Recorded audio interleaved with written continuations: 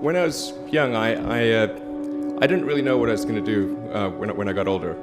People kept asking me, but then eventually I thought that the idea of inventing things would be really cool. And the reason I thought that was because I read a quote from Arthur C. Clarke, which said that a sufficiently advanced technology is indistinguishable from magic, and that's really true. If you go back, say 300 years, the things that we take for granted today you'd be burned at the stake for. Being able to fly, being able to see over long distances, being able to communicate, and having access to all the world's information instantly from almost anywhere on the earth. This is stuff that really would be magic, or would be considered magic in times past. In fact, I think it actually goes beyond that, because there are many things that we take for granted today that weren't even imagined in times past. They weren't even in the realm of magic. So it actually goes beyond that. So I thought, well, if I can do some of those things, basically if I can advance technology, then that's like magic, and that would be really cool. And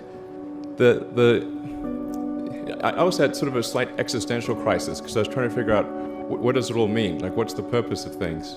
And I came to the conclusion that if we can advance the knowledge of the world, if we can do things that expand the scope and scale of consciousness, then we're better able to ask the right questions and become more enlightened, and that's really the only way forward. I think about what technology solution is necessary in order to achieve the particular goal, and then try to make as much progress in that direction as possible. I think being a multi-planet species and being out there among the stars is important for the long-term survival of humanity. But then the part that I find personally most motivating is that it creates a sense of adventure, and it makes people excited about the future. If you consider two futures, one where we are forever confined to Earth until eventually something terrible happens, or another future where we are out there on many planets, maybe even going beyond the solar system. I think that second version is incredibly exciting and inspiring, and there need to be reasons to get up in the morning. Life can't just be about solving problems. Otherwise, what's the point? There's got to be things that people find inspiring and make life worth living.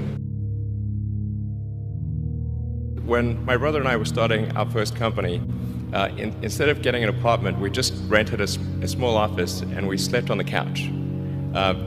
And we showered at the YMCA, and we're so hot up we had one computer, so the website was up during the day, and I was coding at night, 7 days a week, all the time.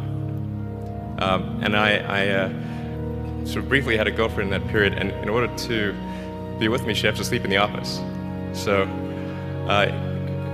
work hard, like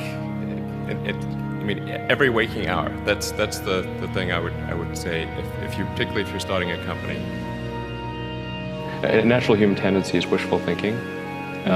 So a challenge for entrepreneurs is to say, well, what's the difference between really believing in your ideals and sticking to them versus pursuing some unrealistic dream that doesn't actually have merit? And that is a really difficult thing to tell you. Can you tell the difference between those two things? Right. So you need to be sort of very rigorous in your self-analysis. I think certainly extremely tenacious, and then just work like hell. I mean, you just have to put in 80 to 100 hour weeks every week. All those things improve the odds of success. Or how do you think about making a decision when everyone tells you this is a crazy idea? Or where do you get the internal strength to do that? Well, first of all, I'd say I actually think I feel fear quite strongly. So it's not as though I just have the absence of fear. I feel it quite strongly. But there are just times when something is important enough, you believe in it enough, that you do it in spite of fear. People shouldn't think, well, I feel fear about this, and therefore I shouldn't do it. It's normal to feel fear. So you just feel it and let the importance of it drive you to do it anyway?